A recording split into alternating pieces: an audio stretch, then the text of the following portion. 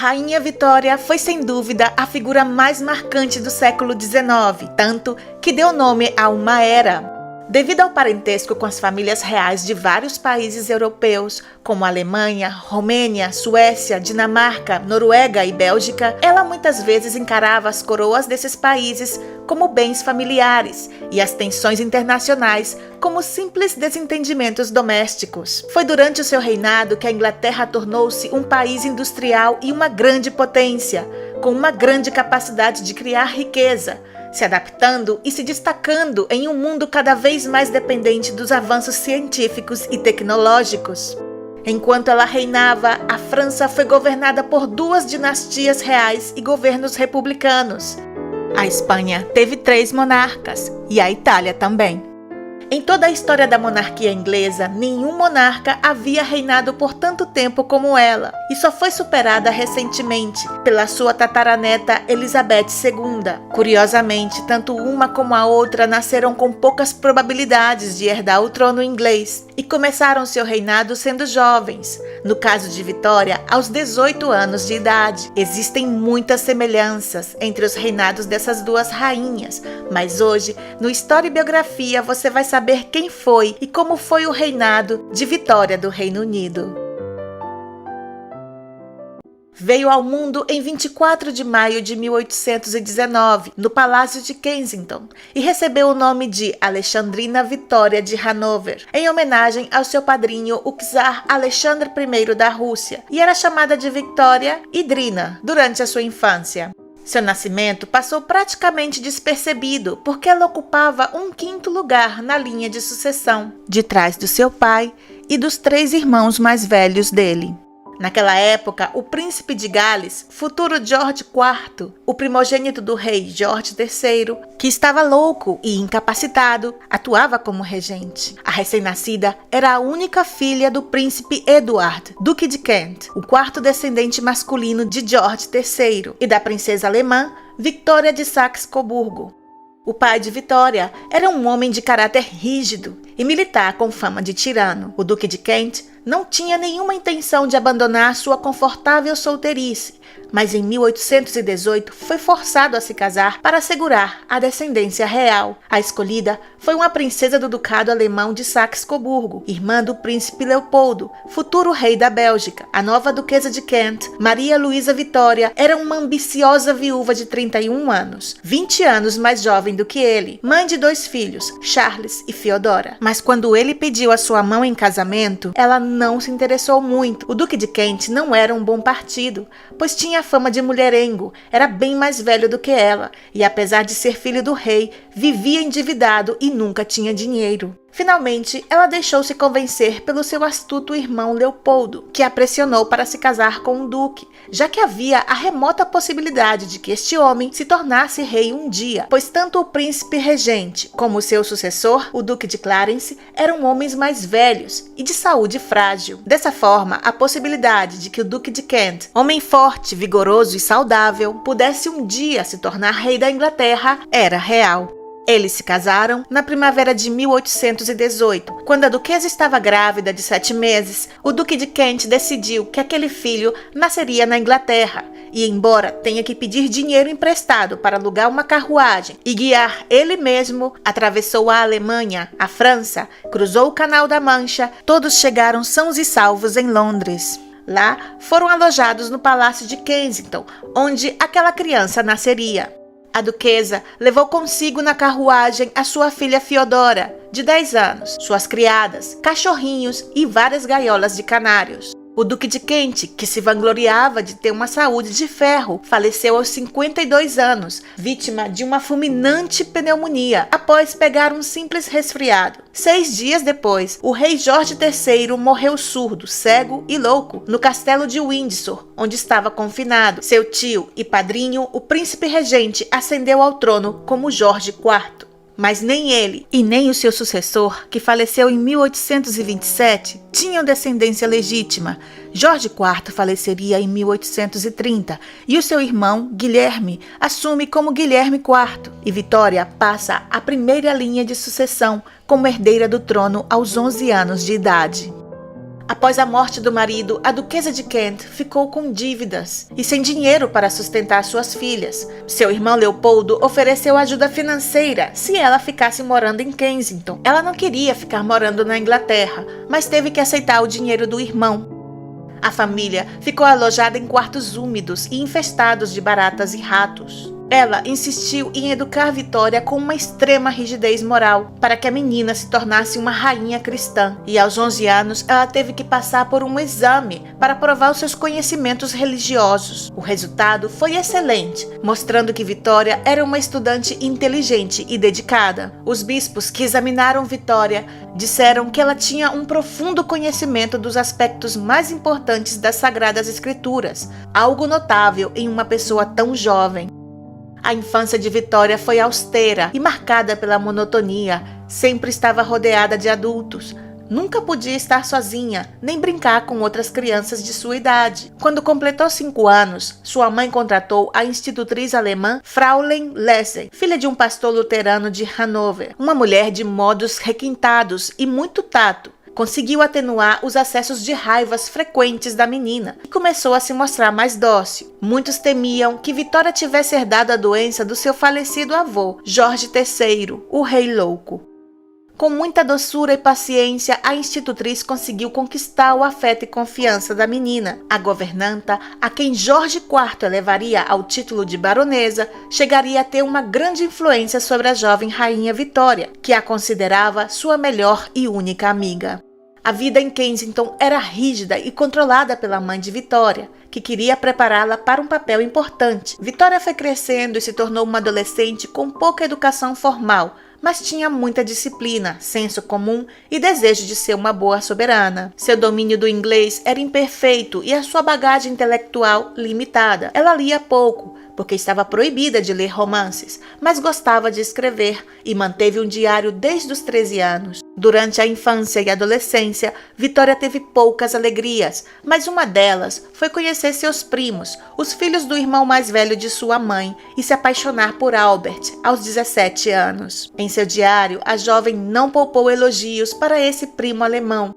Ele é extraordinariamente bonito, tem cabelos da mesma cor que os meus, olhos grandes e azuis, um nariz bonito, boca doce e dentes perfeitos. Mas seu maior atrativo é a expressão do seu rosto, que não pode ser mais encantadora, ao mesmo tempo cheio de bondade, doçura, perspicácia e inteligência. Vitória era simples e natural, mas a sua mãe era uma preocupação constante para o rei Guilherme, que a detestava. A duquesa era a mãe da herdeira do trono da Inglaterra e exigia que o rei a reconhecesse como uma princesa de Gales viúva, com a pensão anual correspondente. Ela confiava unicamente em Sir John Conroy, um oficial irlandês astuto e manipulador, que se tornou seu homem de confiança. Aconselhada por ele, a duquesa decidiu que Vitória deveria conhecer as diferentes regiões do país e se familiarizar com seus futuros súditos. Essas viagens irritaram o rei, que não tinha dado sua autorização, mas a duquesa se comportava como se fosse a regente. Durante a sua estadia no castelo de Norris, a duquesa usou o iate real para sair do castelo e exigiu que fossem saudados com salvas reais por todos os navios e fortalezas, ainda que o rei tivesse proibido esse tratamento privilegiado. Depois disso, a relação entre eles piorou e ela decidiu que a filha Vitória não iria mais à corte. No entanto, ela levou Vitória ao castelo de Windsor para a celebração do aniversário do soberano. O rei estava muito irritado ao descobrir que a duquesa havia se apropriado de uma ala com 17 quartos para o seu uso privado em Kensington e não perdoou a cunhada pela sua ousadia e falta de tato, apesar de sentir um grande afeto por Vitória. Durante o jantar de aniversário em sua honra, ao qual compareceram 100 convidados, o rei se levantou e soltou um discurso, no qual despejou toda a sua ira.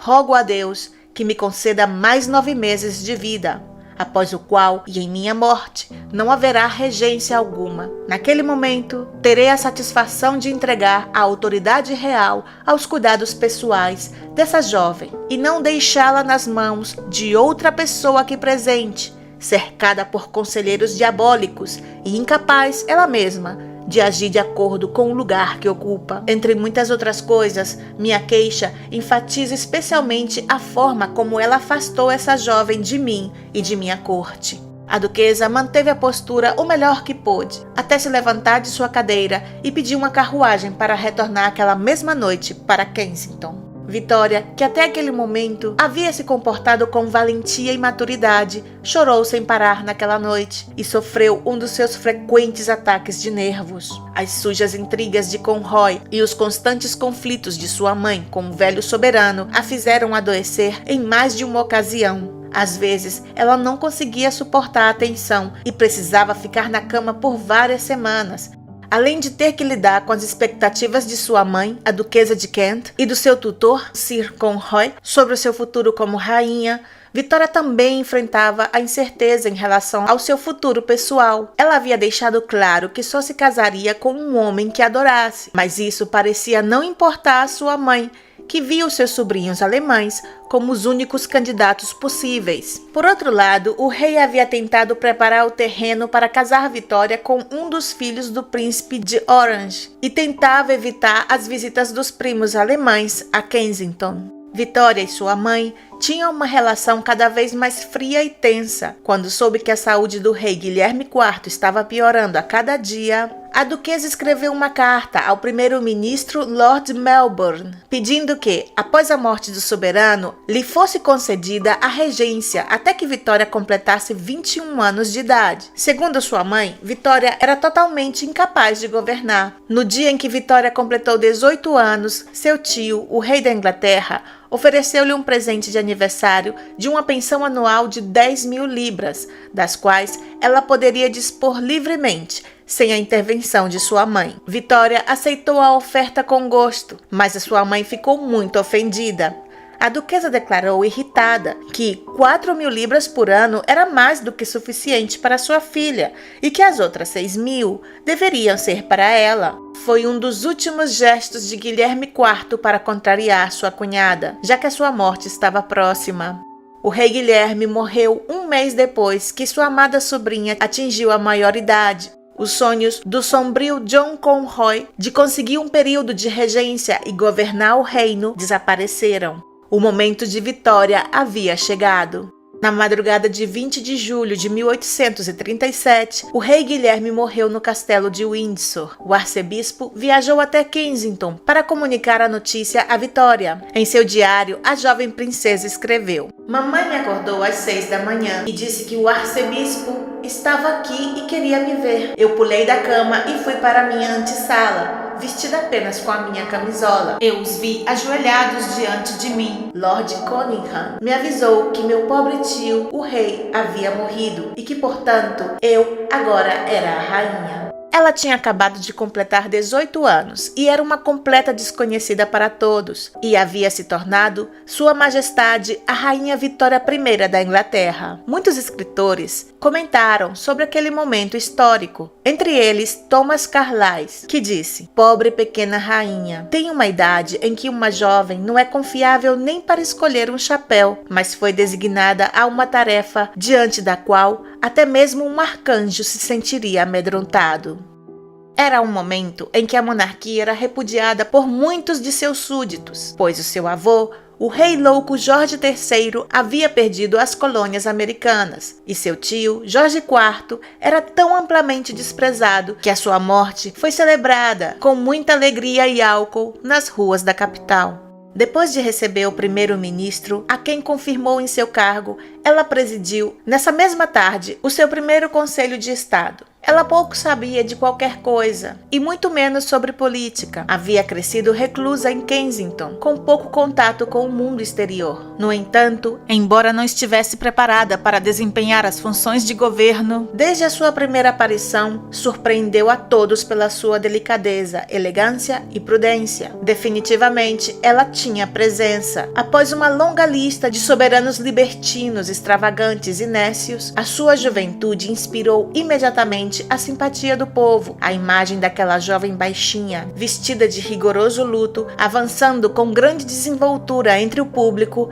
cativou a todos. Quando Vitória despachou os assuntos mais urgentes e finalmente pôde ficar a sós com a sua mãe, a primeira coisa que fez foi ordenar que tirassem a sua cama do seu quarto. A duquesa havia realizado o sonho de ver sua filha tornar-se rainha, mas nem havia ganhado sua confiança, nem teria qualquer influência sobre ela no futuro. A partir daquele momento, se quisesse ver a filha, deveria seguir a rigorosa etiqueta da corte e pedir audiência, algo que a tirava do sério. 1 mês e meio após a sua ascensão ao trono, Vitória ordenou a transferência da Casa Real completa de Kensington para o Palácio de Buckingham, que seria a sua nova residência. Atribuiu à sua mãe vários quartos, mas bem longe dos dela. Recompensou John Conroy por seus serviços e lhe concedeu um título nobiliário, mas mandou ele para bem longe. E quem sem dúvida se beneficiou de todas essas mudanças internas foi a sua institutriz, a baronesa Lessing, que ganhou ainda mais confiança. O fato do seu quarto estar ao lado do quarto da rainha dava uma ideia da estreita relação que existia entre elas. Vitória se sentia livre. Era uma jovem alegre, gostava de dançar, comer e beber. Gostava das festas, ria alto o tempo todo e com muita naturalidade, mas ela também podia ser implacável com seus inimigos. Com o passar dos meses, aflorou nela o seu verdadeiro temperamento exigente e autoritário. Gostava muito de mandar, era explosiva e se mostrava intransigente com aqueles que pensavam de maneira diferente. Quando chegou ao trono, o governo era controlado pelo Partido Liberal, do qual ela, como seu pai, era uma entusiasta seguidora. O problema é que ela não ocultava o seu desprezo e ódio pelos membros da oposição, os conservadores. Se negou até mesmo a contratar damas de companhia deste partido na corte. Esse ódio a fez intervir na política, impedindo em 1839 que o chefe da oposição, o conservador Robert Peel, pudesse formar governo. O primeiro-ministro da Inglaterra, Lord Melbourne, se tornou a pessoa de máxima confiança da jovem rainha. Ele era um cavalheiro culto, um astuto político liberal e se tornou seu companheiro inseparável. Ele a ajudou a superar seus medos e a desfrutar de sua nova posição. Para Vitória, ele se tornou um respeitado estadista e o pai que ela nunca teve. Os 2 primeiros anos de seu reinado transcorreram de maneira pacífica e feliz. O tédio havia acabado e desde que se levantava não tinha um único minuto para si mesma. Em seu diário escreveria: "Recebo tantos comunicados dos meus ministros, encaminho tantos e tenho tantos papéis para assinar que estou sempre muito ocupada. Adoro esse trabalho." Os ataques de nervos e as enxaquecas ficaram para trás. Agora, a única coisa que tirava o seu sono era o grande dia de sua coroação na abadia de Westminster, marcada para 28 de junho de 1838. A coroação foi um novo sucesso para a jovem soberana, que suportou com grande dignidade uma cerimônia antiquada, complexa e interminável. Após o evento, a vida continuou com a sua calma habitual, apenas interrompida pelas queixas de sua mãe, que a censurava por ir muito ao teatro, comer em excesso e beber muito vinho à mesa. Também a preocupavam as cartas que recebia toda semana do rei Leopoldo. Embora sempre tivesse se sentido muito ligada ao seu tio, Vitória teve que deixar claro que a política externa da Inglaterra não eram de sua incumbência, mas competência exclusiva da rainha e de seus ministros. Leopoldo deixou de interferir nos assuntos políticos de sua sobrinha, porém não desistiria de unir seu sobrinho Albert à rainha. Ela já havia esquecido do seu belo primo, mas o seu casamento volta a ser o tema principal e isso começa a preocupá-la. Lamenta que todo mundo queira vê-la casada, apesar de seu desejo de desfrutar alguns anos mais de sua liberdade. Até mesmo o primeiro-ministro recordou a ela que se não tivesse filhos e morresse, seu tio, o Duque de Cumberland, que naquele momento era o rei de Hanover, ultraconservador e pouco amado pelo povo britânico, a sucederia no trono. Finalmente, aceitou que o seu primo a visitasse. Quando, em 10 de outubro de 1839, Albert, de 20 anos, chegou à corte inglesa, Vitória se rendeu a ele. Em seu diário, escreveu: "Ele é encantador, talvez excessivamente bonito, com seus cativantes olhos azuis. Tem uma estatura magnífica, ombros largos e uma figura esbelta. Ele roubou meu coração." Agora, Vitória só tinha olhos para seu belo primo. Os dois montaram a cavalo, dançaram juntos e puderam conversar durante longos passeios pelos jardins. Segundo ela, tudo foi perfeito. Informou ao seu primeiro-ministro que havia mudado de opinião e desejava se casar o mais rápido possível. Vitória convocou seu primo e o recebeu sozinha em seu gabinete e pediu a ele que se casasse com ela. Albert, que provavelmente não esperava que ela se decidisse tão rápido, respondeu: "Eu lhe farei muito feliz." Muitos dizem que ele não estava apaixonado por ela naquele momento, mas certamente se sentia grato pela reviravolta inesperada que a sua vida havia dado. A possibilidade de ocupar uma posição tão elevada e invejável o enchia de orgulho. Homem de profundas convicções e muito religioso, estava disposto a fazer que a sua esposa representasse como ninguém a integridade, a moralidade e a respeitabilidade do Império Britânico. Ele havia crescido marcado pela ausência de sua mãe e pelo comportamento imoral do seu pai. Era filho do duque Ernesto I de Saxe-Coburgo-Gotha e da princesa Luísa. Após o nascimento dos seus 2 filhos, Ernest e Albert, e cansada das infidelidades do seu marido, ela se apaixonou por um jovem oficial. Este escândalo foi o detonador para que o duque a expulsasse do ducado e a proibisse para sempre de ver seus filhos. Ela morreria em Paris, sozinha e infeliz, aos 30 anos, vítima de um câncer. Albert, que quando foi separado de sua mãe tinha apenas 5 anos de idade, nunca se recuperaria de sua ausência e guardaria uma imagem idealizada da mãe. Assim como Vitória, ele foi educado de maneira muito rigorosa e com pouco carinho. No dia 10 de fevereiro de 1840, Vitória se casou com o príncipe Albert na capela real do Palácio de St. James. Ela usava uma simples coroa de flores de laranjeira e um vestido de cetim branco bordado com uma longa cauda de renda. Mas esse casamento recebeu uma clara falta de entusiasmo popular. Vitória estava ciente de que muitos dos seus súditos viam com consternação a escolha de seu marido. Albert era estrangeiro e pobre. O parlamento refletiu o mesmo sentimento e se recusou em conceder a Albert o título de rei. Na verdade, se recusou a conceder qualquer título a ele.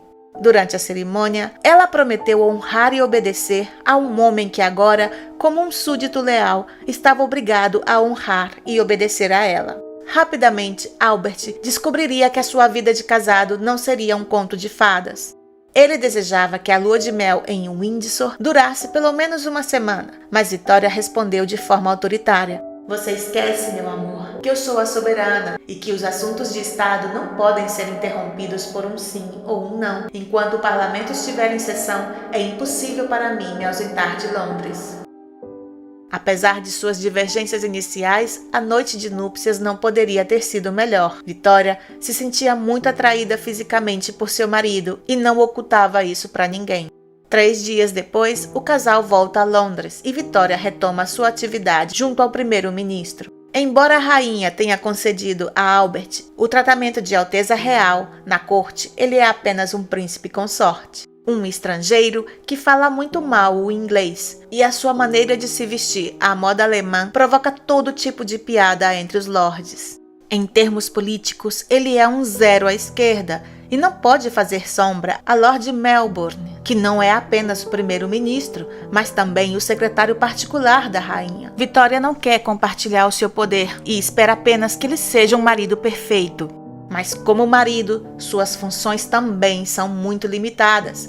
A vida privada da rainha é governada por sua antiga institutriz, a baronesa Lessing, que ainda ocupa o quarto ao lado de Vitória e controla, entre outras coisas, as despesas e a correspondência da soberana. No início, todos zombaram muito dele. Ele não foi designado para nenhuma função. Se limitava a soprar e secar os documentos que a rainha firmava. Na verdade, o seu orgulho foi ferido desde que chegou à corte inglesa, onde a família real o tratava como um estrangeiro impostor, e o governo lhe negou uma posição de honra. Ele se sentia um completo estranho na corte, mas ele era muito sério e formal, e isso não ajudava a ganhar a afeição do povo. Ele nunca se misturava, nem passeava pelas ruas de Londres, cidade que ele achava suja e sem nenhum atrativo.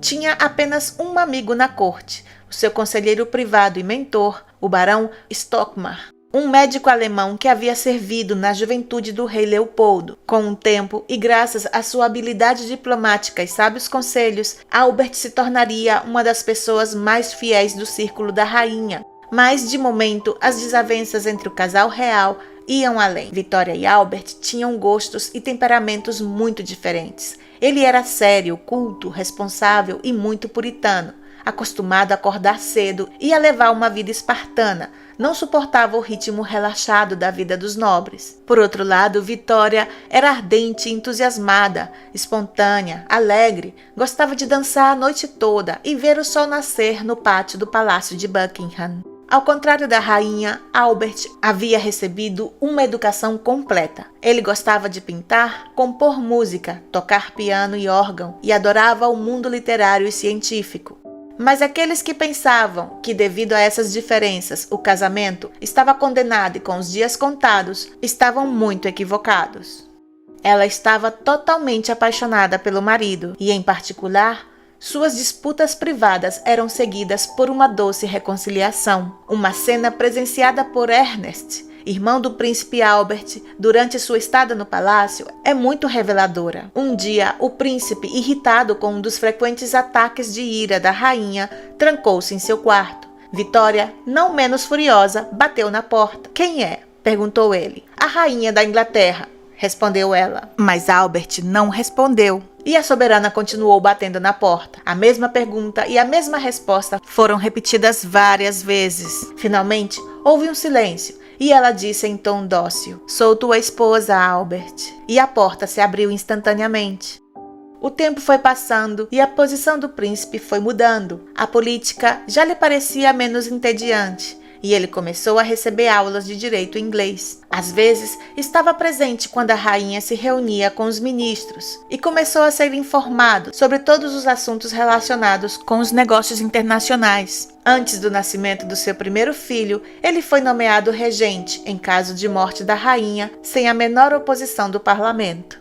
2 meses depois do casamento, a rainha já estava grávida. Vitória, que então desfrutava dos prazeres da vida conjugal, sofreu uma grande decepção. Em uma carta, ela dizia: "Fiquei grávida logo de cara, e isso me fez sentir uma raiva incontrolável. Pedi a Deus dia e noite que me concedesse a graça de pelo menos 6 meses de liberdade, mas minhas preces não foram atendidas, e aqui estou, infeliz. Não posso entender como alguém pode desejar isso logo no início do casamento." Ela, ao contrário da imagem pública que projetava, nunca foi muito caseira, nem maternal.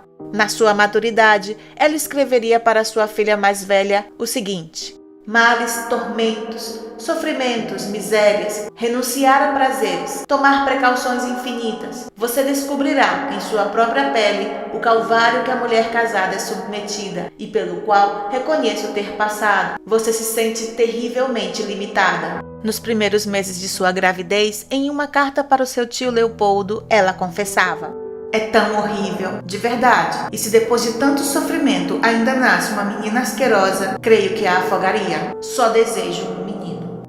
Mas os seus desejos não foram atendidos, e em novembro de 1840, a rainha, após um parto que durou 12 intermináveis horas, dava à luz uma menina. A princesa real se chamaria Vitória, como sua mãe, que decide não amamentar a filha, pois, segundo suas próprias palavras, "Não gosto de mulheres transformadas em vacas leiteiras." Também não lhe agradavam muito os bebês, parecem sapos e são realmente feios. Por outro lado, o príncipe estava radiante, amou e admirou aquela menina desde o primeiro momento. Para ele era uma bênção e, ao mesmo tempo, representava uma melhora considerável. Ser o pai do futuro herdeiro da coroa lhe concedia uma maior relevância na corte.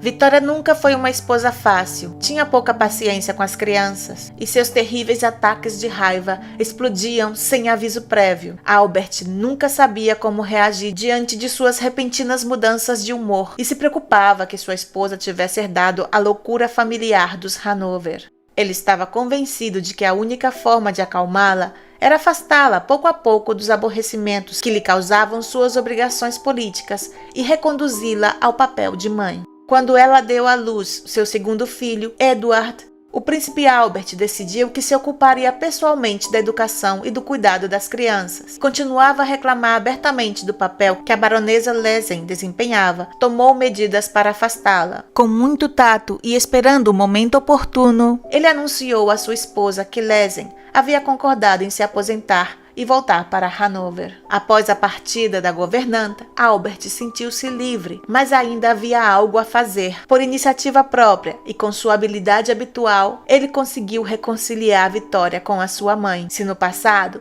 a duquesa de Kent tinha sido uma mulher rigorosa e possessiva, a chegada dos netos a transformou em uma avó afetuosa. Hospedada em Clarence House, a apenas 10 minutos a pé do Palácio de Buckingham, ela podia visitar seus netos diariamente e brincar com eles. À medida que a família ia crescendo, Albert organizou a vida diária do casal de acordo com seus próprios horários. Vitória, que antes passava boa parte da manhã na cama, agora levantava às 8 e tomava o café da manhã junto ao seu marido. Gradualmente, ele foi marcando o protocolo e dirigindo as noites do palácio. O príncipe, que detestava as frivolidades, somente permitiria a presença de homens e mulheres de reputação impecável no palácio, chegando a proibir a entrada dos divorciados. E se durante os primeiros anos de seu reinado, Vitória gostava de ser o centro das atenções de todas as noites e receber membros da alta sociedade, agora as coisas mudariam. Os jantares da corte, antes divertidos, tornaram-se entediantes e marcados por um protocolo rígido e complicado. As damas de companhia e os próprios convidados não gostaram nada daquelas mudanças. E aqueles que conheciam bem a temperamental Vitória ficaram surpresos com a mudança que ela experimentou devido à influência do marido. A rainha parece imensamente feliz em seu papel de mãe, dedicada e devota, e que Albert agora se ocupe de todos os assuntos, incluindo os domésticos. Ela se transformou em uma dama perfeita, dedicada exclusivamente a trazer filhos ao mundo, cuidar de sua família e preservar a integridade do Império Britânico. O seu dia a dia transcorre dentro de um rígido leque de proibições, onde já não entram as brincadeiras nem as fofocas da corte que antigamente tanto a entretinham. Agora, os temas de conversação giram em torno da família, dos filhos, dos falecimentos e dos batizados. A admiração e confiança cega que sente por seu marido fica refletida nas páginas do seu diário. Com uma modéstia que não era nada própria dela, anota detalhes de como se emociona ver o seu marido tocando o órgão com um bebê em cada perna, ou elogiando o bom gosto de Albert, que também cuida do seu estilo e escolhe as suas roupas. Ele tem tanto bom gosto e eu tão pouco, diria ela emocionada, seguindo seus conselhos à risca, vestir-se com simplicidade e sem nenhuma ostentação. Um ano depois de casados, Albert já era insubstituível para ela e a acompanhava em todas as suas aparições públicas. Ele é o seu secretário particular, seu conselheiro pessoal e está presente em todas as reuniões com os ministros. Ele a aconselha, dita suas cartas e escreve seus discursos. Os desentendimentos do início do casamento foram deixados para trás. Vitória vive apenas para o seu esposo e não consegue entender como pôde viver sem ele no passado. Não consigo evitar pensar na artificialidade da minha felicidade naquela época e o quão sortuda sou por ter encontrado em meu amado esposo a verdadeira e estável felicidade, que nem a política e nem os reveses mundanos podem mudar. Estou muito orgulhosa por ter um marido tão perfeito. Ela realmente se sentia feliz e idolatrava Albert. Mas ele não era tão feliz quanto ela. Os arrogantes lords ainda o consideravam um estrangeiro, um príncipe sem nenhuma importância, sem territórios ou riquezas. Albert era muito diferente deles e não compartilhava com eles o gosto pelo lazer, jogos, corridas de cavalos ou conquistas femininas. O príncipe, que sempre foi fiel à sua esposa, só encontrava consolo no trabalho. Com a chegada de Robert Peel ao governo, ele começou a se envolver mais ativamente nos assuntos de Estado. O novo primeiro-ministro simpatizou desde o primeiro momento com Albert, pois os dois tinham muito em comum. Ambos eram puritanos, firmes e trabalhadores incansáveis. Nomeou Albert presidente de uma comissão real de belas artes, destinada a reconstruir o edifício do parlamento, destruído em um incêndio. Ele também reformou a organização da Casa Real. No Palácio de Buckingham reinava um caos absoluto. O serviço era deficiente e indisciplinado, os aposentos eram desconfortáveis, frios e a segurança deixava muito a desejar. O príncipe conseguiu melhorar a segurança no palácio e acabou com os excessos após anos de desperdício. 18 meses após o nascimento do príncipe de Gales, chegou a princesa Alice, e no ano seguinte, o príncipe Alfred, depois a princesa Helena, e após 2 anos, a princesa Luísa, e 2 anos depois, nasceu o príncipe Arthur. Ao todo, Vitória teve 9 filhos.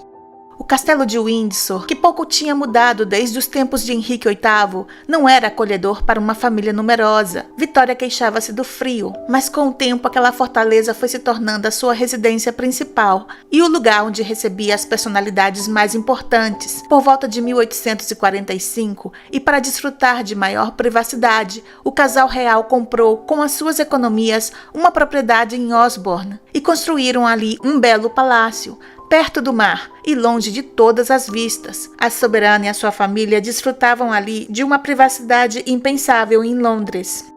Mais tarde, a felicidade de Vitória foi completa quando compraram em Balmoral um antigo pavilhão de caça localizado na Escócia. A construção original foi demolida e, em seu lugar, os monarcas ergueram uma residência maior e mais moderna. O castelo escocês de Balmoral tornou-se o seu refúgio favorito. Em uma ocasião, ela declarou que poderia ter vivido assim para sempre. Mas essa deliciosa rotina sempre era interrompida quando a rainha precisava se mudar para Buckingham para inaugurar as sessões do parlamento, receber seus ministros ou importantes visitantes estrangeiros. Albert, apesar de ser viciado no trabalho, nunca negligenciou a educação dos seus filhos.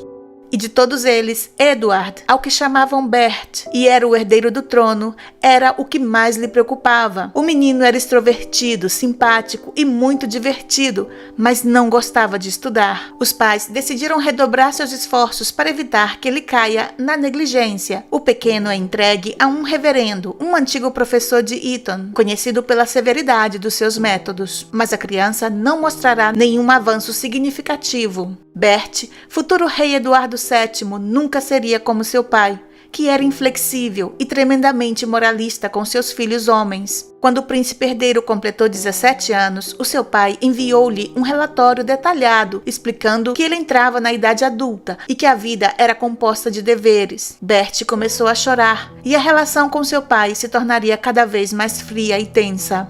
Albert decidiu organizar uma grande exposição universal que mostrasse ao mundo os maiores avanços tecnológicos da civilização. Foi a primeira feira internacional de produtos manufaturados da história e foi idealizada pelo príncipe, que via na ideia do comércio uma saída para acabar com a pobreza, impulsionar o progresso e gerar riqueza. Durante 2 anos, o príncipe trabalhou até a exaustão e tanto esforço acabaria deteriorando a sua já fraca saúde. Ele sofria de insônia e as suas forças estavam se esgotando. Além disso, teve que enfrentar as ferozes críticas dos seus inimigos, que previam um grande fracasso. Mas todo esse esforço teve uma recompensa quando, em 1º de maio de 1851, a rainha, exultante, inaugurou a Exposição Universal diante de uma grande multidão. O evento foi um absoluto sucesso, com mais de 6 milhões de visitantes e grandes benefícios econômicos. Melhorou enormemente o prestígio do príncipe Albert.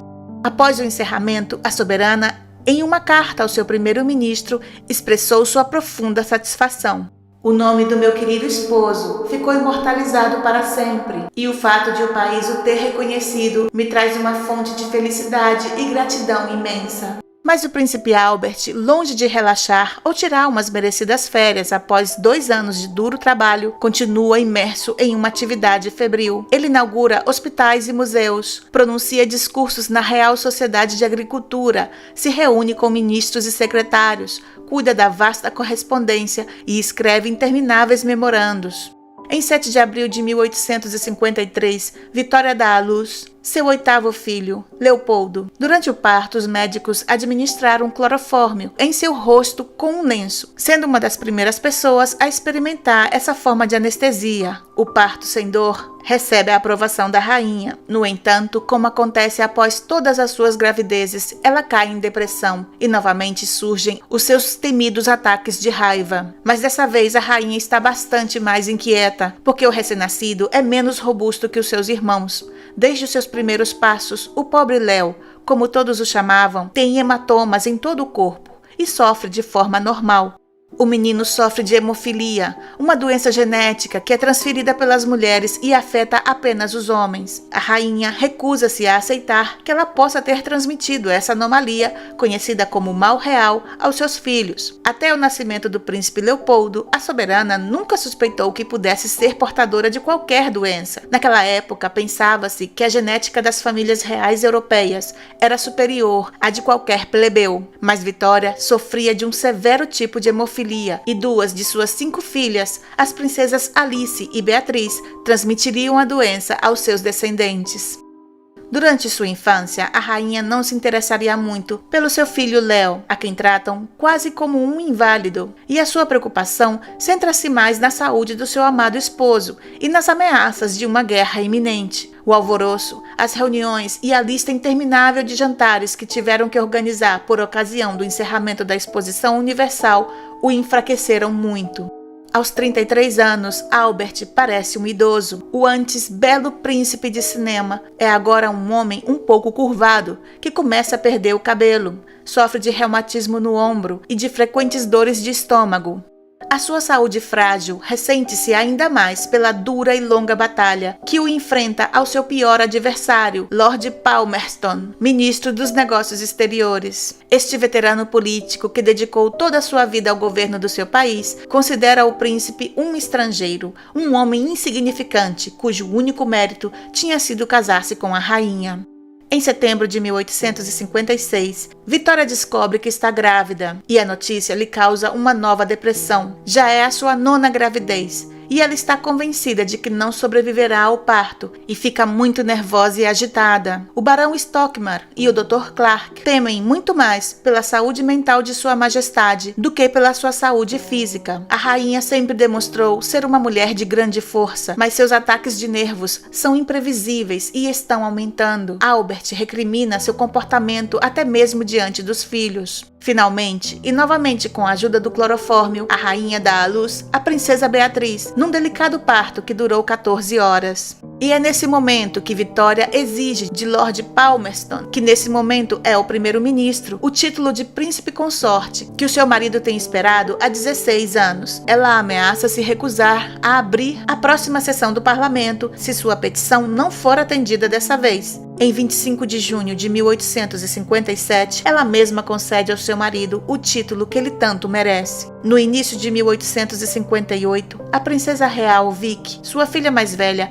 casou-se com o príncipe herdeiro Frederico Guilherme da Prússia. Para o príncipe Albert e a rainha, a união das casas reais da Inglaterra e da Prússia, através do casamento de sua filha, era um sonho tornando-se realidade. Nesta ocasião, este casamento político também era um casamento por amor. Mas a vida familiar de Vicky seria marcada por tragédias e má relação com seus filhos homens. Com apenas 17 anos, ficou grávida, o que causou uma grande preocupação para sua mãe. A soberana não compartilha sua alegria pela gravidez e, como de costume, é muito sincera sobre a maternidade. Querida, o que você diz sobre o orgulho de dar a vida a uma alma imortal é um belo pensamento. No entanto, devo admitir que não compartilho sua opinião, mas penso que neste momento em que nossa natureza se torna tão animal e pouco fascinante, somos como vacas ou cadelas. A rainha não confia nos médicos alemães e envia sua própria parteira e seu próprio obstetra. Como temia sua mãe, Vicky entrou em coma após o parto e por vários dias lutou entre a vida e a morte. Seu filho, o futuro Kaiser Guilherme II, nasceu muito fraco e as complicações do parto deixaram sequelas permanentes em um dos seus braços.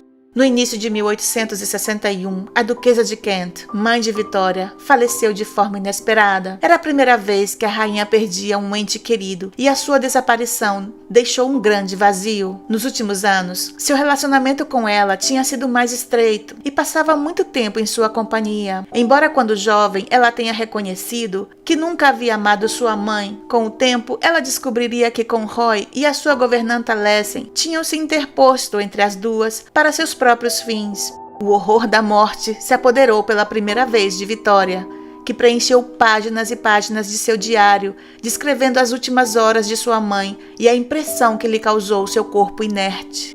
Na ausência da filha Vicky, foi a filha Alice quem se encarregou de consolá-la. E Vitória cai em uma profunda depressão. O casal se retira para Osborne e durante 3 semanas a rainha janta sozinha em seu quarto. Diante da ausência da soberana em Londres, corre o rumor de que ela havia perdido o juízo. Albert recebe cartas de todas as cortes europeias perguntando pela saúde de sua esposa, a morte de sua sogra, a reclusão de Vitória, seu delicado estado de nervos e a quantidade de cartas de condolências que ele é obrigado a responder o sobrecarregam. Suas preocupações parecem não ter fim. E a tudo isso se soma a consternação pelo comportamento de seu filho Edward. O jovem se tornou um príncipe encantador e frívolo, que gosta de desfrutar dos prazeres da vida. Estudou em Oxford e em Cambridge, mas continua sem entusiasmo pelos estudos. Aos 20 anos, as jovens atraentes lhe interessam muito mais do que a política. Em 12 de novembro, o príncipe Alberto recebe uma carta do barão Stockmar que o afetará muito. Ele é informado de que seu filho Eduardo mantinha relações íntimas com uma atriz chamada Nellie Clifden e, em público, a apresenta como a futura princesa de Gales. Para Albert, que há 20 anos infundia na corte uma estrita moralidade, a possibilidade de seu filho se comprometer com uma atriz foi um golpe devastador. Em uma carta, lembrou ao herdeiro da coroa quais são suas obrigações e o recriminou por ter caído na depravação e nos vícios mais vergonhosos. Após a fatídica notícia, Albert não consegue dormir e reconhece que se sente francamente mal e atacado por todo tipo de dores. Alguns dias depois, e apesar do frio e da chuva, o príncipe vai conversar com o seu filho. Depois, ele caiu doente por vários dias. E o que inicialmente era um resfriado comum, acabou se tornando em um prognóstico muito mais grave: febre tifoide. Na fria noite de 14 de dezembro, Albert morreu em sua cama no castelo de Windsor, após 20 dias de agonia, cercado por sua numerosa família. Durante a manhã, um por um, todos os filhos puderam se despedir de seu pai em silêncio. Vitória, que não tinha se separado dele nem por um segundo, ao constatar que ele já não respirava, soltou um grito estremecedor e saiu correndo do quarto. Chorei até perder a consciência. Oh, meu Deus, por que não enlouqueci ali mesmo? Anotou em seu diário com uma mão trêmula. Era uma viúva inconsolável, mal-humorada, e culpava Bert, seu filho, pela morte do pai. Estava convencida de que os aborrecimentos que ele lhe havia causado nas últimas semanas tinham agravado sua delicada saúde. Vitória, que sempre considerou seu herdeiro frívolo, indiscreto e irresponsável, confessaria à sua filha mais velha o seguinte: não posso, nem poderei, olhar para ele nos olhos sem me estremecer. O príncipe Albert, o amado esposo da rainha Vitória, havia morrido com apenas 42 anos de idade, o que para ela foi a maior tragédia que poderia acontecer. Desde o primeiro instante, as filhas da rainha temiam pela reação de sua mãe e nunca a deixavam sozinha. Alice dormia ao seu lado e uma enfermeira lhe dava láudano para que ela pudesse dormir. Mas nem a presença de sua pequena Beatriz de 4 anos, nem o carinho dos seus poderiam aliviar a sua grande melancolia. Os filhos sempre ocuparam um lugar secundário no coração da soberana. Em uma carta que ela enviou a um parente da família Hanover, Vitória reconhecia isso com a sua franqueza habitual. Não encontro nenhum consolo na companhia dos meus filhos. Aliás, raramente me sinto à vontade com eles. Eu me pergunto por que Albert teve que me deixar e eles continuam ao meu lado. Ela jamais se recuperaria da morte do seu marido, e a sua depressão, que arrastaria por 4 décadas, atrapalharia suas atividades de Estado. A rainha Vitória se recusava em aceitar que seu marido a tivesse deixado tão cedo, aos 42 anos. Em uma carta ao rei da Bélgica, Vitória se mostra totalmente abatida e indignada com o que aconteceu. A felicidade não existe mais para mim. A vida acabou para mim. Desaparecer assim, na flor da idade, lembrar de nossa vida doméstica pura, feliz, tranquila, que era a única coisa que me permitia tolerar a posição que ocupo e que tanto detesto. Sua vida truncada aos 42 anos, quando eu tinha a esperança, a certeza instintiva de que Deus nunca nos separaria, que nos deixaria envelhecer juntos. Embora Alberto sempre falasse da brevidade da vida, é excessivamente terrível, excessivamente cruel. Como é de esperar, o rei Leopoldo estava seriamente preocupado com a saúde mental de sua sobrinha Vitória e recomenda que ela deixe o castelo de Windsor o mais rápido possível e se retire para sua residência no sul da Inglaterra. Antes de partir, a rainha escolhe o local exato onde o mausoléu que abrigará o corpo do seu marido deve ser construído, em Frogmore, não muito longe de onde sua mãe repousa. Convencida de que vai morrer em breve, ela encomenda a escultura da sua própria estátua, ao mesmo tempo que a do príncipe consorte. Sem reparar nas despesas, mandou construir uma grande capela octogonal. Vitória demoraria quase 40 anos para se reunir a Albert nesse mausoléu, cujo alto custo provocou críticas severas na imprensa. Lady Longford, biógrafa da rainha, descreveu seu estado emocional naqueles dias assim: não era uma histérica que precisava de um bofetão, mas uma pessoa atormentada por uma ferida lacerante. Além da dor pela ausência do seu marido, Vitória se sente paralisada e incapaz de continuar a obra colossal que ele havia empreendido a serviço da Inglaterra. Albert era o seu único apoio e cuidava de tudo, dos assuntos domésticos, da educação dos seus filhos, ditava seus discursos e cada carta que escrevia. Escolhia as roupas mais favorecedoras para ela e até mesmo como ela deveria posar para os pintores e escultores, deixando uma imagem da monarquia digna de admiração. Apesar de seu medo de não estar à altura do seu amado esposo, desde o primeiro instante ela estava decidida a continuar sua obra e não permitir que ninguém se interponha em seu caminho. Assim, ela faz saber a seu tio Leopoldo: gostaria de enfatizar uma coisa. E é minha firme resolução, minha decisão irrevogável de que seus desejos, seus planos em relação a tudo, suas opiniões sobre todas as coisas devem se tornar minha lei. E não há poder humano que possa desviar-me do que ele decidiu e desejava. Por mais fraca e destruída que se sentisse naquele momento, ela não estava disposta a permitir que alguém a guiasse ou dirigisse seus passos. Mas, diante de sua repentina viuvez e das preocupações familiares, Vitória foi se retirando da vida pública, provocando o desconcerto de muitos membros da sociedade e principalmente do seu governo. Nos primeiros meses, ela se sentia tão afetada que se recusava a atender seus ministros. A princesa Alice assumiria o papel de secretária não oficial e faria de intermediária entre a mãe e o governo. No entanto, após algumas semanas, Lord Russell se atreveu a avisar a rainha de que essa situação não poderia continuar e que não era bom para a monarquia que ela se isolasse e se desinteressasse assim de tudo. Finalmente, após intermináveis discussões, Palmerston conseguiu que a viúva desconsolada concordasse em presidir seu primeiro conselho privado. No entanto, ela permaneceu na sala ao lado, com a porta aberta, sem ser vista. Vitória, que se mostrava mais egocêntrica e altiva do que nunca, não queria revelar publicamente sua dor e ser o centro de todas as atenções. Por um longo período de tempo, seria uma rainha ausente e quase desconhecida para o seu povo. Afundada em uma profunda melancolia, vestida de rigoroso luto, viajava de Windsor a Osborne e de Osborne a Balmoral.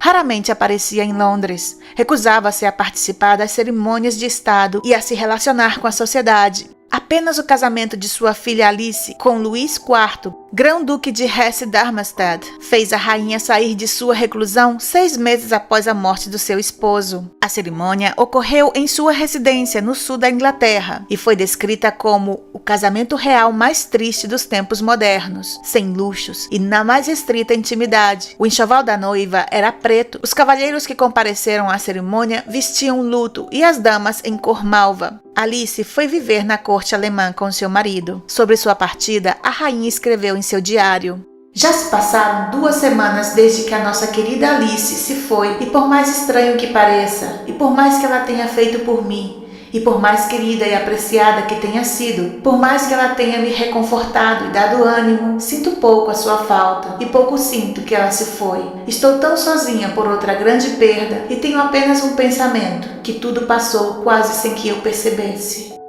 Alice, que se casou aos 19 anos, devido às dificuldades econômicas, tragédias familiares e desavenças conjugais, seria muito infeliz. Em 1873, o seu filho Frederico, que sofria de hemofilia, morreu de hemorragia interna após cair de uma janela, quando tinha apenas 2 anos e meio de idade. Em novembro de 1878, o palácio onde vivia com sua família foi afetado por uma epidemia de difteria.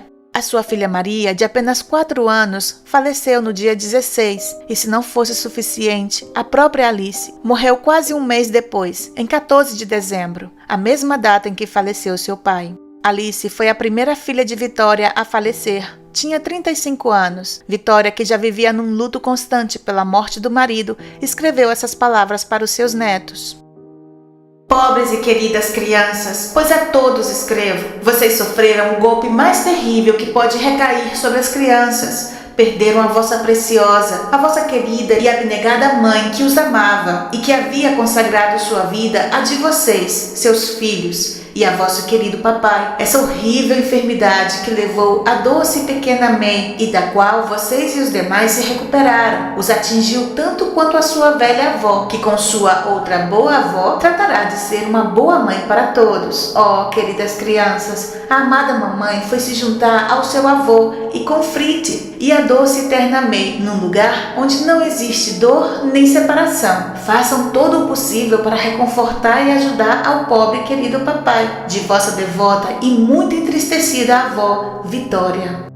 Ela decidiu ajudar no cuidado e educação dos netos órfãos. Uma delas era Alexandra, mais conhecida como Alex. Ela também ficou conhecida por ser a neta favorita da rainha Vitória. Alexandra se casaria com Nicolau II e transmitiria o gene da hemofilia ao príncipe herdeiro, o Tsarevich Alexei. Todos os membros da família imperial russa seriam executados após a eclosão da Revolução Russa em 1918. A rainha Vitória morreria antes de ver o trágico fim da dinastia Romanov.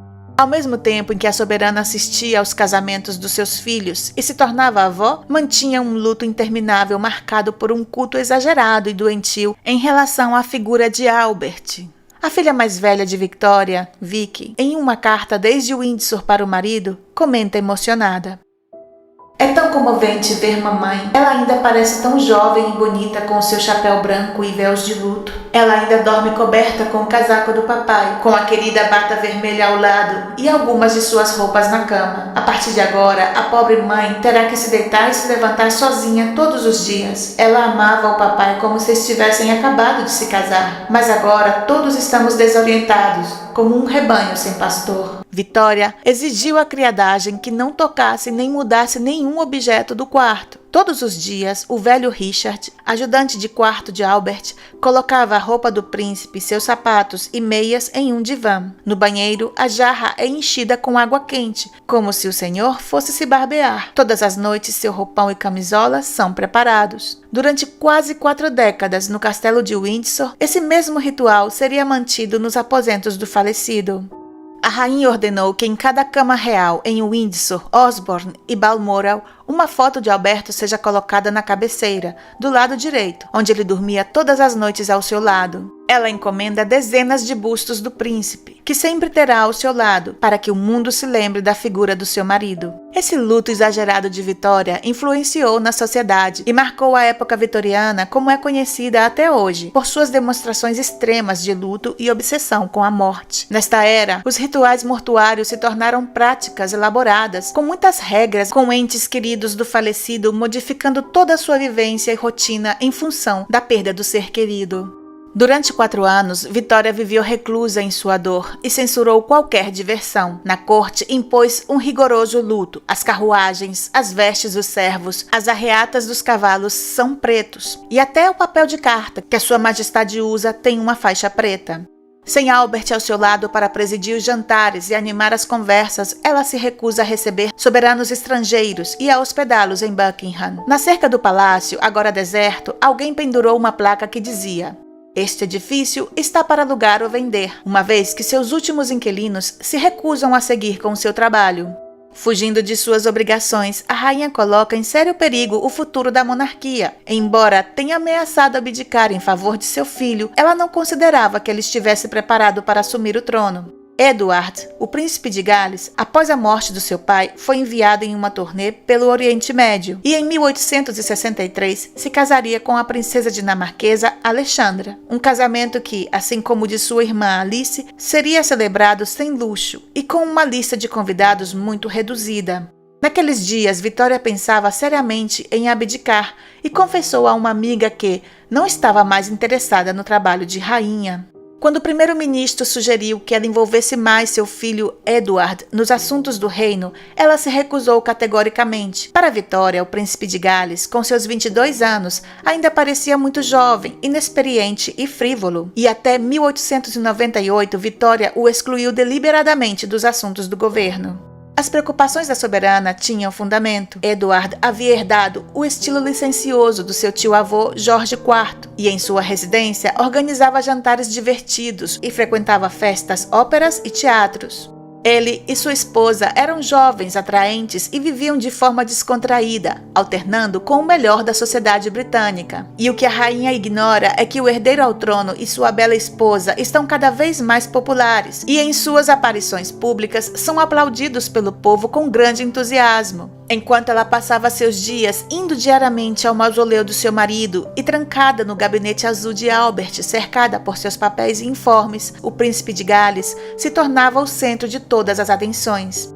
Em uma Inglaterra marcada pelo luto, a presença do príncipe, aberto e extrovertido, ao lado de sua elegante e jovem esposa que se veste na última moda, causa sensação. O rei Leopoldo da Bélgica aproveita a situação para despertar os ciúmes de Vitória e obrigá-la a sair de sua prisão. Comenta os sucessos do jovem casal entre seus súditos.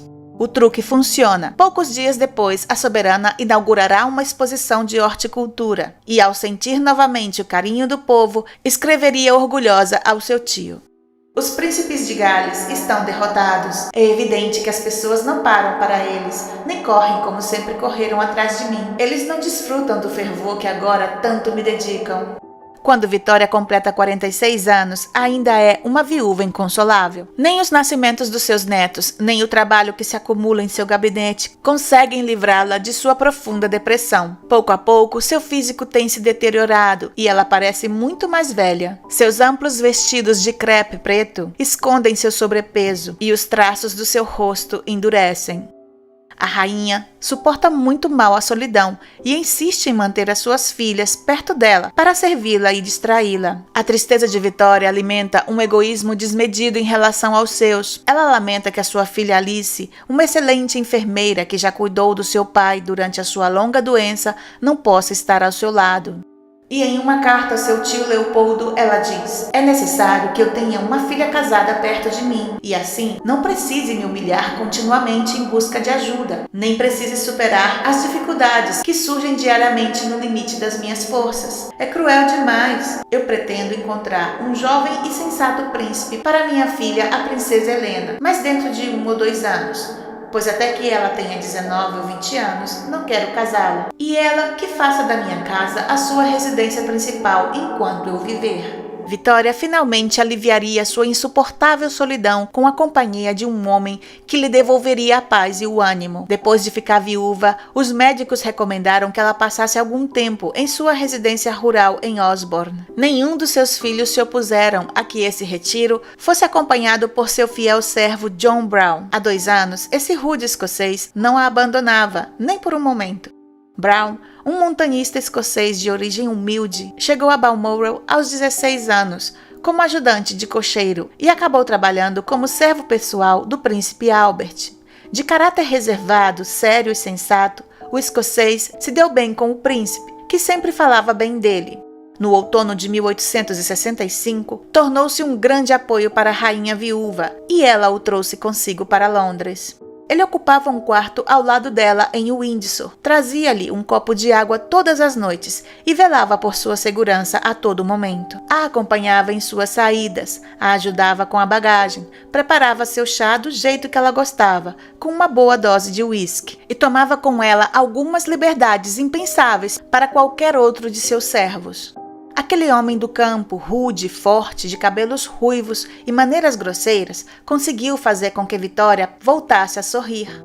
"Que alívio ter Brown sempre ao meu lado!" exclamou a rainha. Ela estava convencida de que John Brown tinha poderes paranormais e era capaz de se comunicar com a alma do seu falecido marido. Na metade do século XIX, havia um grande interesse pelo espiritismo em toda a Europa. Médiuns famosos se ofereciam para falar com os entes queridos no além. A própria Vitória havia invocado espíritos em Osborne, na companhia do príncipe Albert e de seus filhos. Agora, com Brown ao seu lado, sentia que seu amado Albert estava novamente com ela e ninguém poderia entender melhor sua tristeza. Todos os dias, o escocês, vestido com seu inconfundível kilt, saia tradicional escocesa, acompanhava-a até o mausoléu da família e choravam juntos diante do túmulo de Albert. À tarde, saíam para passear e Brown segurava as rédeas do pônei e pegava Vitória em seus braços para ajudá-la a descer do animal. Ele a repreendia carinhosamente quando ela estava desprotegida ou, às vezes, criticava sua forma de vestir. Ninguém se atrevia a falar com a rainha com a familiaridade que ele fazia. E essa influência de Brown sobre Vitória não passou despercebida na corte, onde logo foram surgindo todo tipo de rumores. Passaram-se 4 anos desde a morte de Albert e Vitória, que ainda se sente uma viúva desamparada, incapaz de enfrentar suas obrigações, felizmente tem Brown ao seu lado, que agora exerce como seu secretário particular e é a pessoa de sua máxima confiança. Em 1867, Vitória o nomeou servidor pessoal da rainha e aumentou o seu salário. Naquele mesmo ano, anunciou que assistiria a um evento militar acompanhada do escocês, que, claro, iria vestido com a saia tradicional do seu país. Os ministros, assustados com a repercussão que a sua presença teria na imprensa, tentaram dissuadi-la, mas ela mostrou-se firme. "Se o governo quiser a minha presença, terá que ser com John Brown." Aos seus olhos, o seu fiel criado não tinha nenhum defeito, nem mesmo o seu gosto exagerado pela bebida. A presença de Brown em Londres provoca um enorme desconforto entre a classe política e os membros da corte. Num jornal suíço, chega a ser publicado que a rainha da Inglaterra casou-se secretamente com Brown e está esperando um filho. Os filhos da rainha também estão seriamente preocupados com a forma como a mãe se comporta com seu criado. Tentam convencê-la a sair do seu isolamento e despedir seu criado. Nos salões de Londres, os cavalheiros zombam da atitude da soberana, que agora é apelidada de Mrs. Brown. A relação com o príncipe de Gales se deteriorou ainda mais desde que sua mãe se mostra em público com o seu secretário escocês. Edward se recusa a receber Brown em sua casa e a rainha, indignada com esse insulto, se nega a visitar o filho. Dá ordens estritas de que não o informem de nada sobre temas de governo e proíbe seus ministros de informá-lo sobre qualquer assunto de Estado, mesmo que seja importante. Essa atitude não será nada favorável para o príncipe herdeiro da coroa, que, entediado e sem nenhuma responsabilidade, se entregará ainda mais a uma vida de alegres prazeres. Vitória pediu aos seus conselheiros que ninguém mencionasse o nome do filho Edward em sua presença, para não sofrer uma crise nervosa. Em vez disso, agora sente uma ternura maternal pelo pequeno Léo, o seu filho hemofílico, do qual ela mal se ocupou em sua infância infeliz. O jovem príncipe, que possui a inteligência e a disposição séria do seu pai, teria sido um bom monarca para a Inglaterra. No entanto, as terríveis hemorragias que sofre o impedem de levar uma vida normal e ele passa seus dias dedicado à leitura, consciente de que a menor recaída pode ter consequências fatais para ele. A rainha Vitória é criticada por sua preguiça e por evitar os deveres públicos, enquanto seu filho, o príncipe de Gales, causa preocupação com as suas aventuras e amantes. Após a morte do príncipe Albert, a cena política britânica passa por mudanças. E os líderes William Gladstone e Benjamin Disraeli lidam com uma rainha teimosa e caprichosa de maneiras diferentes. Disraeli, que se torna primeiro-ministro em 1874, conquista o coração da rainha e desenvolve uma estreita amizade com ela, incentivando-a a desempenhar novamente o papel que lhe correspondia. Vitória foi comovida pela devoção ilimitada e intensa adulação de Disraeli, o primeiro-ministro da Inglaterra. Sua relação próxima e carinhosa é vista por alguns como exagerada e há rumores de que possa haver algo além da amizade. Os dois são frequentemente vistos passeando juntos, conversando até altas horas da madrugada e trocando poemas e cartas emocionantes. Vitória envia buquês de flores, que ela mesma colhe em seu jardim para Disraeli e o chama carinhosamente de Dizzy. Apesar de seus 70 anos, Disraeli é capaz de agradar a rainha como ninguém e desfruta de uma ampla maioria parlamentar, enquanto seu partido o adora. Vitória tem experiência no campo político, mas seu caráter obstinado e caprichoso, sua mente estreita e sua indiferença aos movimentos sociais a impedem de usá-la adequadamente. Apesar disso, ela se considera um ser especial e não sente a necessidade de dar explicações a ninguém. A rainha da Inglaterra passa cada vez mais tempo longe de Windsor, local que lhe traz lembranças dolorosas, permanecendo 5 meses na Escócia e outros 3 meses em Osborne. Essa situação tem causado desconforto para os membros do governo, que precisam se deslocar até ela para conversar. A monarquia também enfrenta dificuldades devido ao isolamento da soberana e à crescente desconfiança da população em relação aos gastos e privilégios da realeza. Porém, a chegada de Disraeli ao governo traz uma reviravolta na vida da rainha Vitória, que vive o seu período de maior glória. Ela recebe o título de Imperatriz da Índia. Apesar da felicidade momentânea, enfrenta dificuldades com a volta dos liberais ao poder e as constantes mudanças em sua vida privada, como o casamento de seus filhos e netos. A rainha se opõe ao sufrágio feminino, mas permite que a princesa Luísa estude arte. Quando descobre o envolvimento da filha com o escultor Joseph Bowen, casado, a rainha busca encontrar um marido para ela, mas Luísa acaba se casando infeliz com um nobre escocês. A soberana passa a contar com a companhia da filha Beatriz, a mais nova, a única que lhe resta solteira. Vitória era muito controladora com os filhos, todos, e no caso de Beatriz foi especialmente incisiva. Todas as suas outras filhas já haviam se casado, e ela queria que Beatriz não se casasse para cuidar dela. Apesar disso, se cogitaram alguns pretendentes. O grão-duque Luís IV de Hesse, por exemplo, ele era o viúvo de sua irmã Alice. E outro pretendente foi o príncipe imperial Luís Eugênio Napoleão, filho de Napoleão III e Eugênia de Montijo. Beatriz até se sentiu atraída pelo príncipe, mas ele acabou sendo morto na África do Sul enquanto servia no exército inglês na guerra contra os Zulus.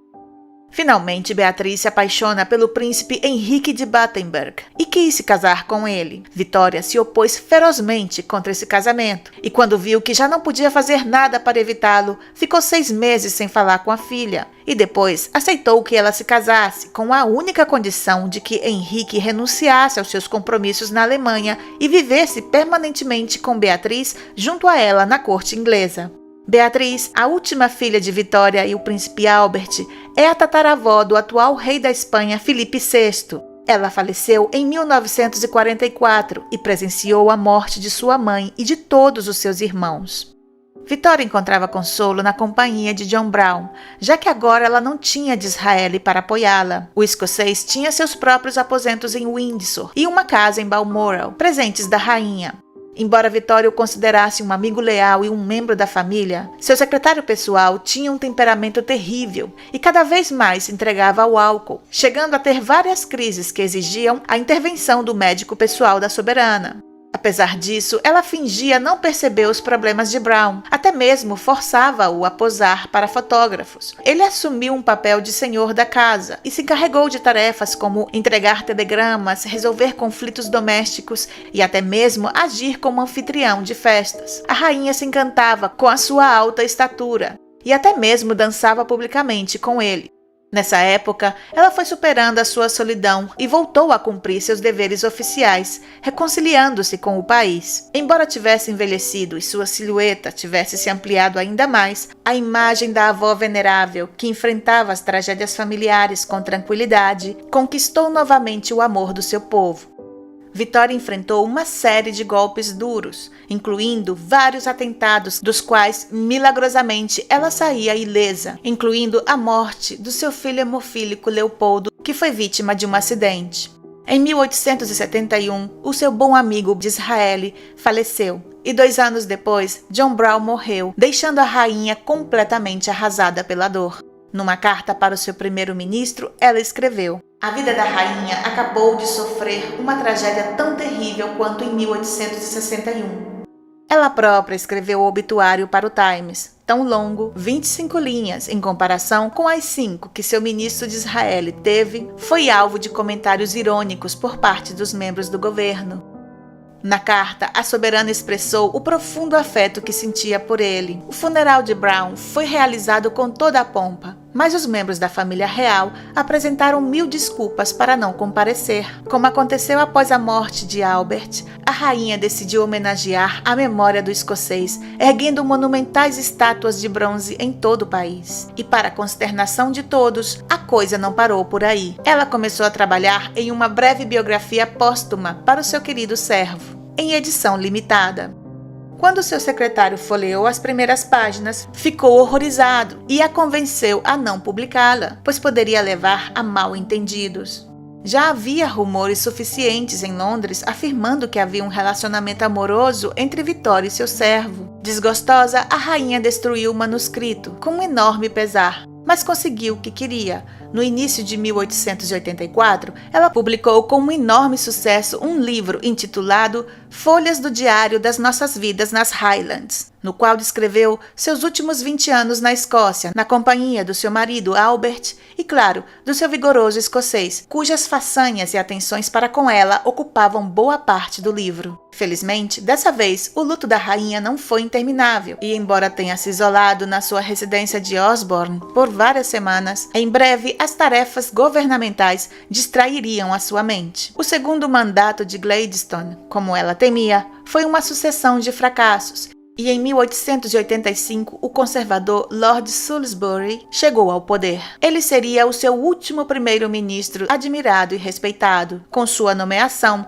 Vitória abandonou sua reclusão perpétua e se entregou a um grande número de atividades públicas e com novas energias. Enquanto isso, o príncipe de Gales decidiu celebrar os 50 anos do reinado de sua mãe com um grande jubileu. Ela se recusou a ir em uma carruagem vidraçada, porque queria estar perto do povo. Uma multidão entusiasmada a saudou como símbolo vivo de sua grandeza imperial.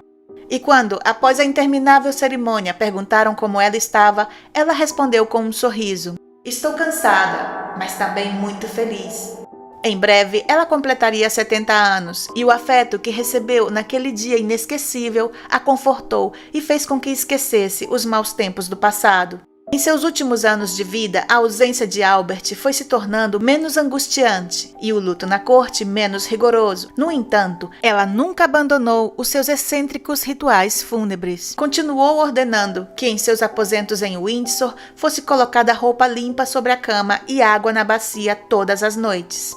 Mas algo mudou nela. Ela se tornou menos egoísta e autoritária, especialmente com seus netos e bisnetos, que ela mimava muito, e começou a desfrutar dos pequenos prazeres da vida. Sua saúde era excelente, exceto pelo reumatismo e a falta de mobilidade que afetava suas pernas. Após a morte de Brown, a rainha acreditava que não conseguia mais caminhar, embora em ocasiões especiais fosse vista dançando com muita desenvoltura. Aos poucos, ela ia se libertando de sua viuvez e depois de 30 anos voltou a convidar companhias teatrais para se apresentarem na corte de Windsor. Nessas noites, ela desfrutava como uma criança e sempre estava de excelente humor. No ano de 1889 começou uma terrível pandemia de gripe, a que chamaram de gripe russa ou gripe asiática.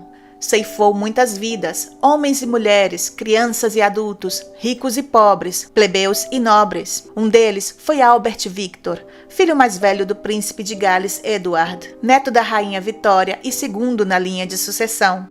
A rainha já estava preparando seu neto para o futuro e se encarregou de procurar-lhe uma boa esposa.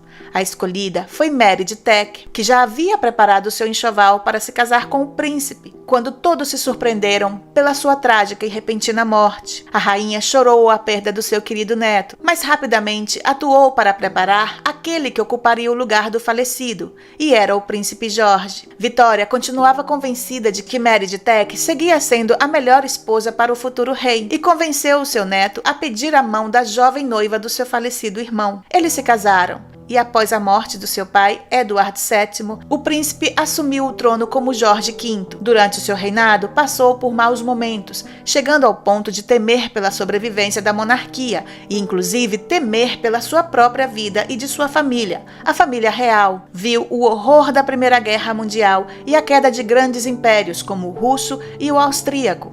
Mas Jorge V soube se reinventar. Entre outras coisas, abandonou para sempre os apelidos alemães da Casa Saxe-Coburgo-Gotha e iniciou a Casa Windsor.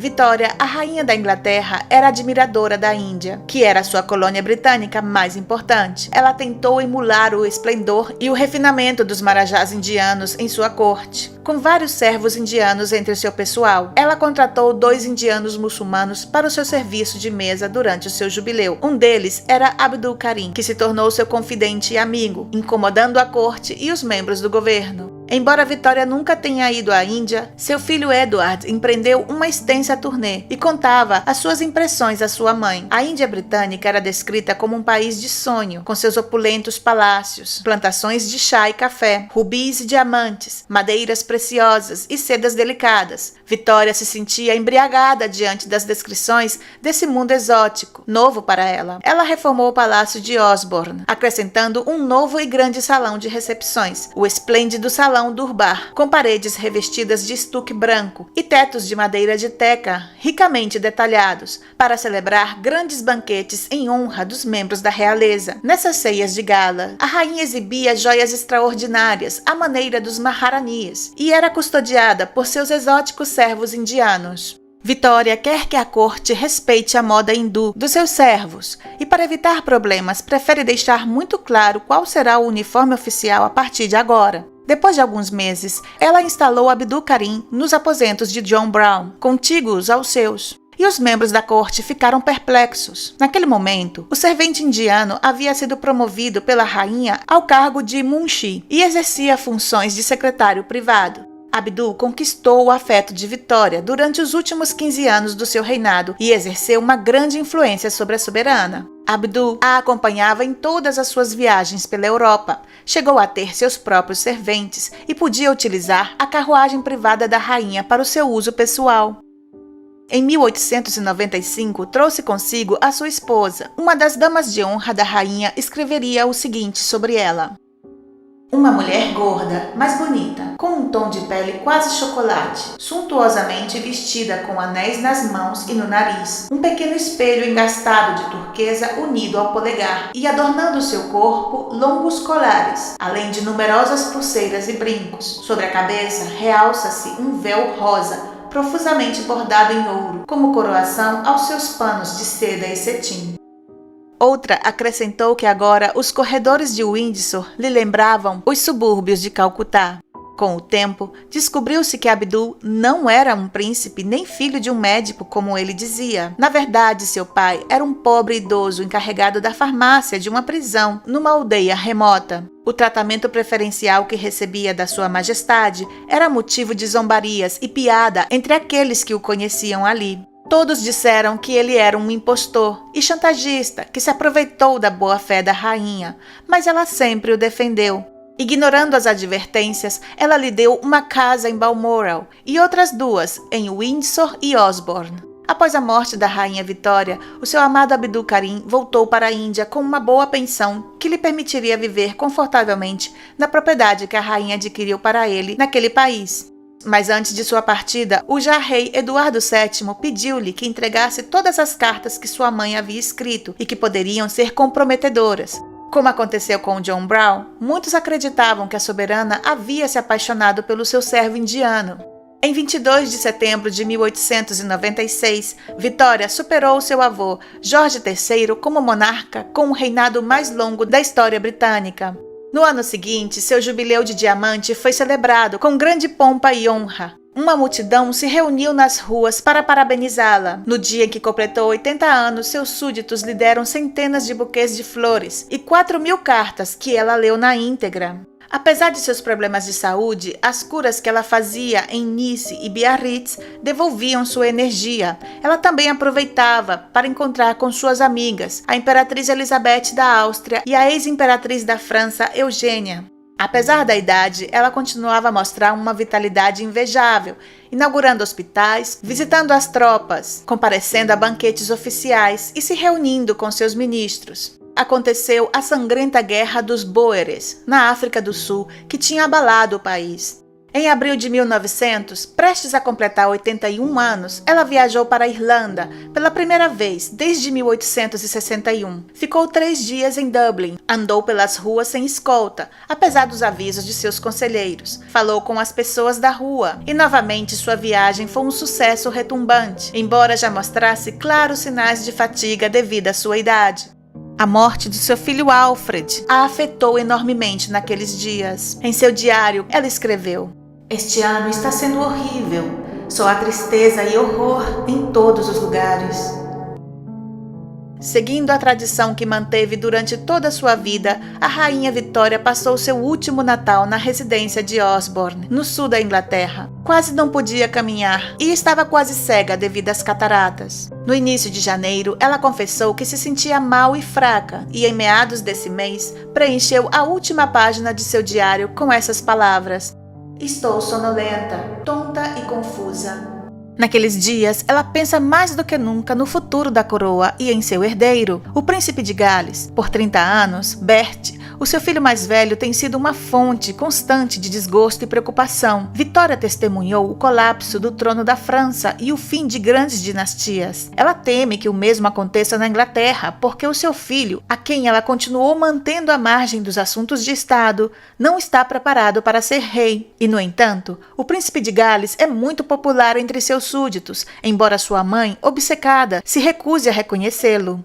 Em 22 de janeiro de 1901, em um dia intensamente frio, a rainha está prostrada em sua cama, gravemente doente. Ela é acompanhada por suas filhas Helena, Luísa e Beatriz, que se revezam para pronunciar o nome de todos os membros da sua família reunidos no quarto. Às 6:30 da tarde, Vitória falece nos braços do seu neto mais velho, o Kaiser Guilherme II, que a segurou por 2 horas, enquanto ela perdia e recuperava a consciência. Minutos antes, a anciã abriu os olhos por apenas 1 segundo para olhar para o seu filho, o príncipe de Gales, que permanece em pé ao seu lado. Uma única palavra sai dos seus lábios antes de expirar: "Bert." O apelido carinhoso deste filho que ela sempre menosprezou e com quem nunca se entendeu. Do lado de fora, os jornalistas que estão de plantão há dias em frente à grade do castelo voam para dar a triste notícia que mergulhará o país na dor. A soberana, previdente, deixou por escrito uma série de instruções para o seu funeral. Ela não deseja que o seu pequeno corpo, coberto por seu véu de noiva conforme seu desejo, seja exposto em uma capela ardente, quer que o povo a lembre em vida. Ela também pediu que várias fotos de Albert e seus filhos fossem colocadas dentro do seu caixão, além de alguns objetos pessoais, o roupão de seu marido, o casaco do príncipe Albert que foi bordado por sua filha Alice e um molde de gesso de sua mão.